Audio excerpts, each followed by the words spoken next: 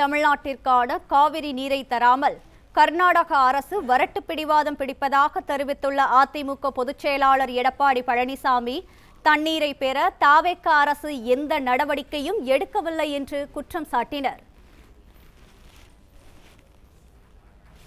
கூடுதல் தகவல்களை வழங்குகிறார் எமது செய்தியாளர் பிரகாஷ். பிரகாஷ், வணக்கம். மேலும் விவரங்கள்.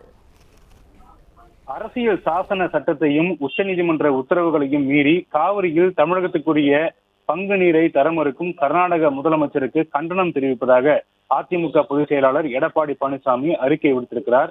அவர் விடுத்திருக்கக்கூடிய அறிக்கையில தமிழகத்திற்கு ஆண்டுதோறும் 177.25 TMC காவிரி நீரை கர்நாடக அரசு வழங்க வேண்டும். ஜூன் மாதம் தர வேண்டிய 9.19 TMC தண்ணீருக்கு பதில் 2.91 TMC நீரை மட்டுமே கர்நாடக அரசு திறந்து விட்டிருக்கிறது. ஜூலை மாதம் திறக்க வேண்டிய தண்ணீர் 31.24 TMC நீர் 20 நாட்களில் சுமார் 21 TMC தண்ணீரை மட்டுமே திறந்து விடப்பட்டிருப்பதாக எடப்பாடி பழனிசாமி விமர்சித்திருக்கிறார். உச்சநீதிமன்ற தீர்ப்பை மதிக்காமலும் அரசியல் சாசன சட்டத்திற்கு எதிராகவும் சர்வாதிகாரி போல ஒரு மாநிலத்தினுடைய முதலமைச்சர் நடப்பது அவருக்கு அழகல்ல.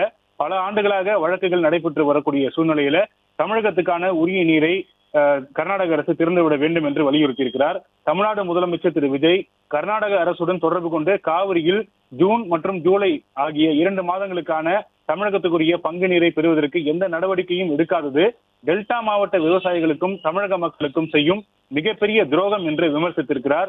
வருகின்ற 22ஆம் தேதி காவிரி மேலாண்மை ஆணைய கூட்டம் நடைபெற உள்ளதாக செய்திகள் வந்திருக்கிறது.